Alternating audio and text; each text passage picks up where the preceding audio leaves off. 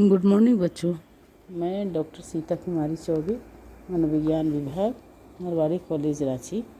बच्चों आज मैं आप लोगों को लर्निंग के बारे में बता रही हूँ। पिछले क्लास में मैंने तो बहुत सारी चीज़ों को बताया, परसेप्शन और मेमोरी, सेंसेशन आदि सभी चीज़ों को बताया। आज मैं आप लोगों को अधिगम के बारे में बता रही हूँ। देखिए, अधिगम क्या है? अधिगम का मतलब होता है सीखना, लर्निंग। उसको हिंदी में हम लोग अधिगम बोलते हैं या सीखना भी बोलते हैं। तो पहले हम देखेंगे कि आखिर ये लर्निंग क्या है। देखिए, जन्म के बाद एक शिशु बहुत ही कम मात्रा में अनुक्रियाएं करता है। जैसे उसकी आयु बढ़ती जाती है, उसमें अनुक्रियाओं तो की क्षमता भी बढ़ती जाती है और विभिन्न जो उद्दीपक होते हैं, माने अगल बगल की जो भी चीज़ें होते हैं उसको पहचान कर उसके प्रति अनुक्रिया करना सीखता है। ठीक है, तो सचमुच में व्यक्ति में परिपक्वता जैसे जैसे बढ़ती जाती है उसमें वैसे वैसे उसमें संदर्भ की मांग के अनुरूप उसमें अनुक्रिया करने की क्षमता बढ़ती जाती है और विभिन्न तरह की समस्याओं के समाधान के तरीकों को आसानी से सीख लेता है। और इस अध्याय में हम लोग क्या जानेंगे? इस अध्याय में हम लोग किस किस विधि से, मतलब कि विभिन्न विधियों से अधिगम के दौरान घटित होने वाले बहुत से महत्वपूर्ण जो घटनाएं होती हैं या सीखने की जो मात्रा होती है या गति होती है, उसको हम लोग इस चैप्टर में जानेंगे। इस टॉपिक्स में हम लोग इसको जानेंगे कि लर्निंग में क्या है।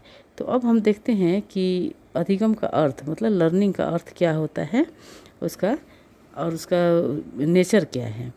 तो बच्चों आप लोग इसको लिख सकते हैं, meaning and nature of learning. तो देखिए, लर्निंग एक बहुत ही व्यापक शब्द है, मतलब अधिगम एक बहुत ही व्यापक शब्द है। मनोवैज्ञानिकों ने अधिगम को वैज्ञानिक ढंग से परिभाषित करने की कोशिश की है। सामान्य अर्थ में अधिगम या व्यवहार में परिवर्तन को कहा जाता है। व्यवहार में परिवर्तन को सीखना कहा जाता है, परंतु सभी तरह के व्यवहार में हुए परिवर्तन को सीखना नहीं कहा जा सकता। व्यवहार में परिवर्तन थकान, दवा खाने से, बीमारी, परिपक्वता आने से भी होते हैं, परंतु ऐसे परिवर्तन को सीखना नहीं कहा जा सकता है ना। ऐसे परिवर्तन को हम लोग सीखना नहीं कह सकते हैं। मनोविज्ञान में अधिगम से तात्पर्य सिर्फ उन्हीं परिवर्तनों से होता है जो अभ्यास या अनुभव के फलस्वरूप होता है ना। मतलब हम लोग मनोवैज्ञानिक भाषा में अधिगम यानी सीखना से तात्पर्य क्या होता है कि सीखना से तात्पर्य होता है कि हमारे व्यवहार में उन्हीं परिवर्तनों से होता है जो अभ्यास या अनुभव के फलस्वरूप होता है। प्रायः इस तरह के परिवर्तन का उद्देश्य व्यक्ति को किसी दिए हुए वातावरण में समायोजन करने में मदद करने से होता है। तो अतः ये कहा जा सकता है कि अधिगम व्यवहार में किसी ऐसे परिवर्तन को कहा जा सकता है जो अभ्यास या अनुभव के फलस्वरूप होता है तथा जिसका उद्देश्य व्यक्ति को समायोजन करने में मदद करना होता है।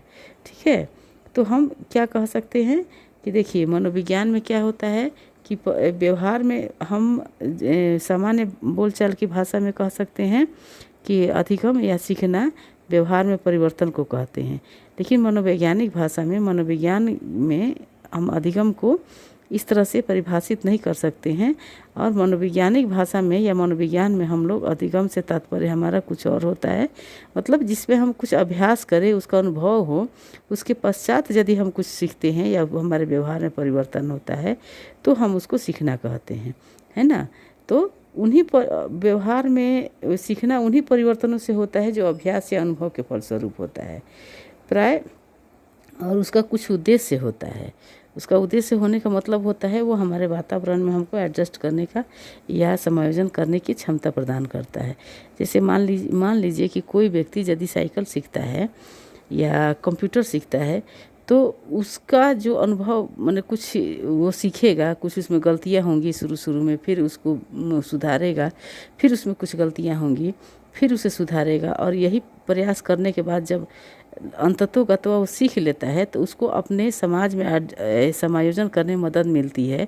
कैसे कि वो साइकिल से कहीं भी किसी भी दूरी को कम समय में तय कर सकता है और उसका काम आसान हो सकता है। उसी तरह से कंप्यूटर में यदि वो सीख लेता है तो बहुत सारा काम उसका करना आसान हो जाता है, तो वो अपने लाइफ में एडजस्टमेंट के लिए वो काफ़ी सहयोगी साबित होगा।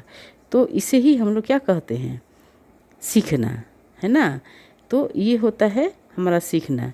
Learning refers to change in behaviour as function और प्रैक्टिस और experience with a view to make adjustment in the environment. ठीक है। अब देखिए अलग अलग मनोवैज्ञानिकों ने सीखना का अलग अलग परिभाषा दिया है, परिभाषा देने का प्रयास किया है। तो हम लोग देखते हैं कि किस किस मनोवैज्ञानिकों ने कैसे कैसे परिभाषा देने का प्रयास किया है। अब देखिए मॉर्गन, किंग, विश तथा स्कोपलर महोदय ने इसे परिभाषित करने का प्रयास किया और उन्होंने क्या कहा, अभ्यास या अनुभूति के फलस्वरूप व्यवहार में होने वाले अपेक्षाकृत अस्थायी परिवर्तन को अधिगम कहा जाता है। व्यवहार में होने वाले अस्थायी परिवर्तन को क्या कहते हैं, सीखना कहते हैं, अधिगम करते हैं। इसी तरह से हर्गेनहान या किम्बल महोदय ने भी अपना एक परिभाषा दिया है, जिसे हम लोग देखते हैं कि इन्होंने क्या परिभाषा दिया है। इनके शब्दों में ही कहा गया है, अधिगम व्यवहार या व्यवहारात्मक अंतःशक्ति के में अपेक्षाकृत अस्थायी परिवर्तन है जो अनुभूति के कारण होता है, जिसे अस्थायी शारीरिक अवस्थाओं जैसे वैसी अवस्थाएं जो बीमारी, थकान या औषधि आदि से उत्पन्न होता है के रूप में आरोपित नहीं किया जा सकता है ना। तो देखिए यदि कोई भी व्यवहार ऐसा है जो बीमारी के कारण या थकान के कारण या लगातार औषधि मतलब दवा लेने के कारण उसके व्यवहार में कोई परिवर्तन हो जाता है तो उसे हम सीखना नहीं कहते हैं, है ना। क्योंकि ये सीखना नहीं होता है। या फिर वयस्क होने पे या मैच्योर होने पे यदि कोई व्यवहार में उसका परिवर्तन होता है तो उसे सीखना नहीं कहते हैं।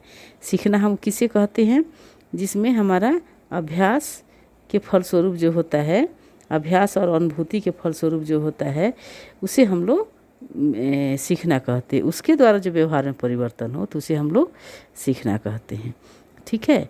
तो अब देखिए इसमें इसके व्यवहार में इसमें जो हम लोगों ने परिभाषा दी है उस परिभाषा का विश्लेषण हम लोग कर सकते हैं। आज का क्लास यहीं तक लेते हैं। अगले क्लास में आपके इसके विश्लेषण के बारे में बताऊंगी। तब तक के लिए धन्यवाद।